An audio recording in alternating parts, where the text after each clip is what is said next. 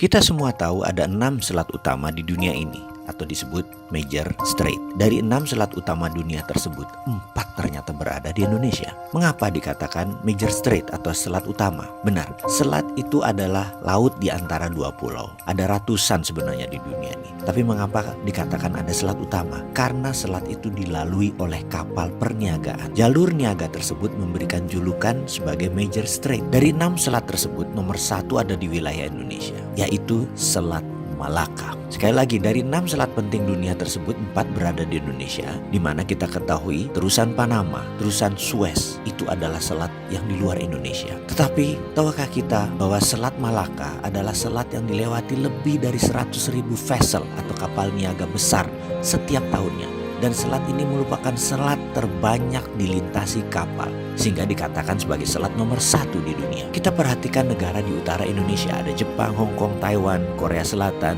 Cina, di mana semuanya adalah negara produsen besar di dunia. 20% vessel mereka ke Amerika Utara, 80% kapal niaga mereka menuju arah Asia Timur, Asia Tenggara, Afrika, dan Eropa.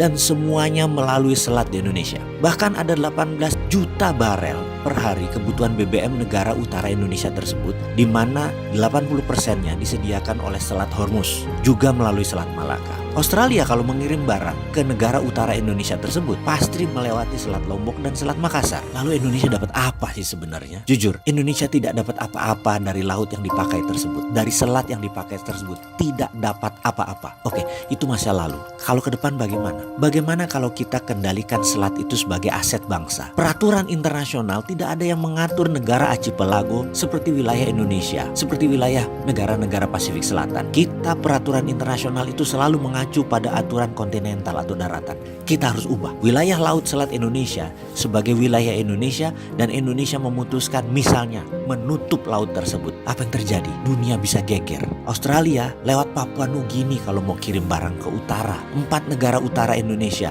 Cina, Jepang, Korea, Taiwan, muter lewat Papua Nugini. Tidak usah pakai Selat Malaka. Gak bisa masuk lewat Natuna. Atau kalau mau ya melipir lewat sisi Thailand dan melipir lewat sisi Malaysia di Selat Malakanya. Pokoknya kalau mau melewati wilayah Indonesia, bayar asuransi senilai 1% dari nilai barang. Kita tahu barang yang lewat tersebut ada lebih dari 2 triliun dolar atau 2.000 billion. Jadi kalau itu kita asuransikan atau kita pajakin versi kita dengan nama asuransi, kita mendapatkan lebih dari 250 triliun per tahun. Dan ini untuk devisa negara. Akankah negara adik kuasa seperti Cina dan Amerika marah besar? Pasti. Beranikah kita melawan dan mempertahankan hak kita? Harus berani. Itu namanya revolusi.